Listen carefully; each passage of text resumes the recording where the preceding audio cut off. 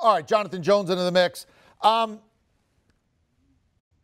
Are you saying now Cincinnati is the favorite in the division? Are you saying Baltimore looks done? If you got one headline from this game, what is it?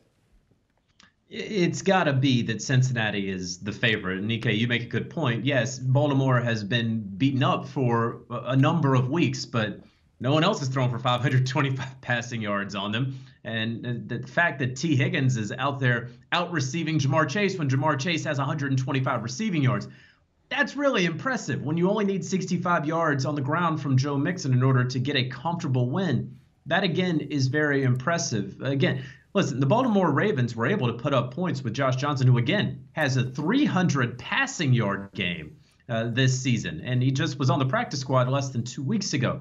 But when you look at who they had in the defensive backfield, and that Tony Jefferson, the safety who wasn't there at the beginning of the season, was their leading tackler. They had a bunch of corners that you've probably never heard of. That those were the guys who were having to make plays for the Ravens. It's no wonder that the Ravens lost, but what Cincinnati was able to do and how they were able to pour it on the Baltimore Ravens, I do think, while I've been hesitant to declare the Cincinnati Bengals my favorite in the AFC North, and frankly, if they go head-to-head with the Pittsburgh Steelers tomorrow, we'll see who would win that game. I do like them now more than the Browns, who disqualified themselves with quarterback play yesterday against the Green Bay Packers. I like them more than a very banged-up Baltimore Ravens team, very obviously. And so, yeah, you have the Cincinnati Bengals, who I think very fairly should be considered tops in the AFC North. It's not going to be easy. They got to play Kansas City and at Cleveland to end. And they're going to need at least one, if not both of those, depending upon what happens. But they're going to probably have to get one to get themselves in the playoffs. Can I get you to sign that Cincinnati is sort of the younger sister of Tampa Bay in that you got a really good quarterback, you got a bunch of different wide receiver weapons. I don't know who to stop first. You can run it if you have to. You got a defense that you can throw it on. I mean, they're sort of built in that image where what do I take away first? And if I'm not careful, their quarterback can basically just, beat the heck out of me. I'm not saying they're as good as Tampa Bay, but it almost seems like they're sort of that version and in that same kind of mold. Fair?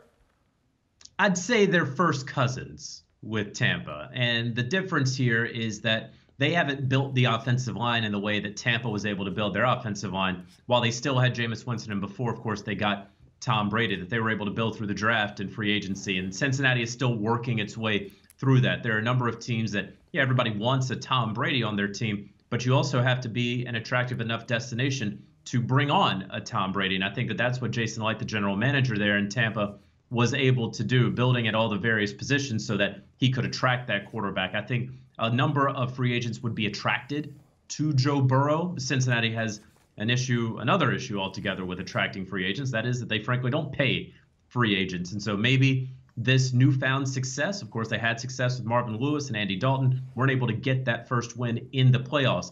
If they can build off of that, maybe free agents are going to become more interested in a Cincinnati, and they'll be able to build their roster out in ways that other contending teams have been able to in recent years. But if they're not willing to pay, and this goes directly up to ownership in the Brown family, if they're not going to pay free agents, they're not going to be able to take that next step like you have to take with a franchise quarterback in Joe Burrow. All right, well, there you go. And again, my question would be like in Cincinnati, who are you going to stop first? Is it Mixon? Is it T. Higgins? Is it Jamar Chase? I mean, they got some people out there that are going to make a defensive coordinator, not need to hit the alarm clock. He's going to be up all night worrying about this group. Well done, John. Do you want a sports network that delivers everything that matters about the game? The highlights, the picks, the instant analysis, no yelling, no fake debates, no politics.